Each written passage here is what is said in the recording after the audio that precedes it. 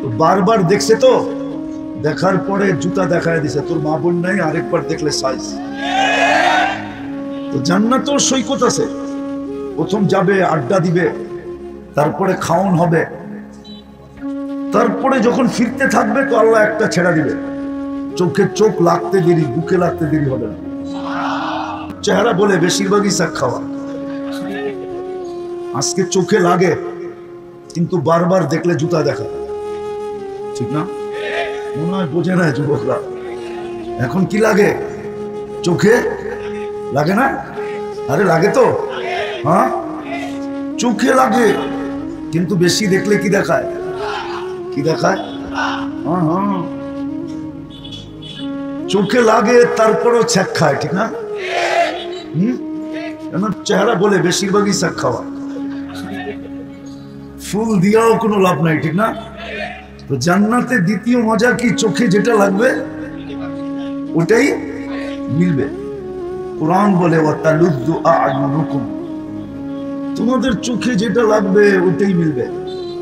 জান্নাতের আরেকটা মজাও আছে, ওটা আল্লাহ আরেক জায়গায় বলছে, ফালা তা'লামু নাফসুম মা উখফিয়া লাহুম মিন কুররাতি আ'য়ুনিন জাযাআম বিমা কানু ইয়ামালুন।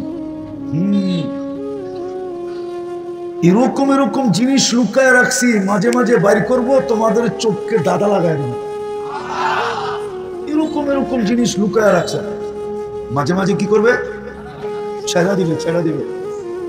যেমন হাদিসে আছে জান্নাতের সৈকত আছে। কি সৈকত চিনেন? এখানে আছে, কক্সবাজার গেছে বহু পোলাপান আছে, ঠিক না? কে কে গেছো কক্সবাজার?